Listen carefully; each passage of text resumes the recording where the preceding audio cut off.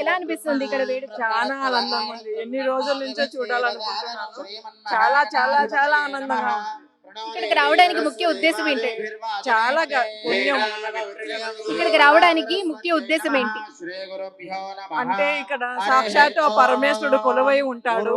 ఈ మంత్రాలు, ఈ దీపోత్సవ కార్యక్రమంలో ఆ దేవతలు ఆశీర్వచనాలు చాలా బాగున్నాయి. నమస్తే అండి, మీ పేరు?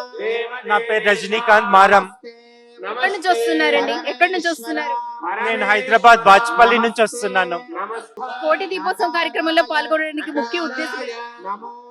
ముందు వచ్చినప్పుడు ఆల్మోస్ట్ అయిపోయింది.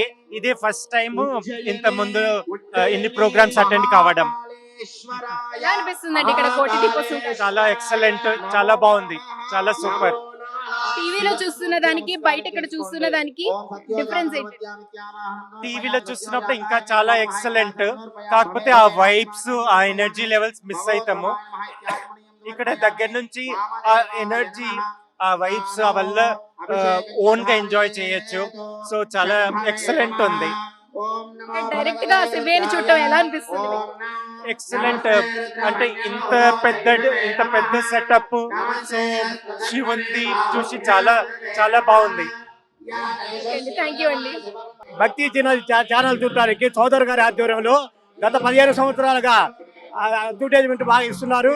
ఈరోజు కార్తీక పౌర్ణమి శుభ సందర్భంగా భక్తి ఛానల్స్ వారు అన్ని రాష్ట్రాల వాళ్ళు, అన్ని జిల్లాల వాళ్ళు, కేంద్రాల వాళ్ళు భక్తి ఛానల్ చూసి ఎంతో సంతోషిస్తున్నారు.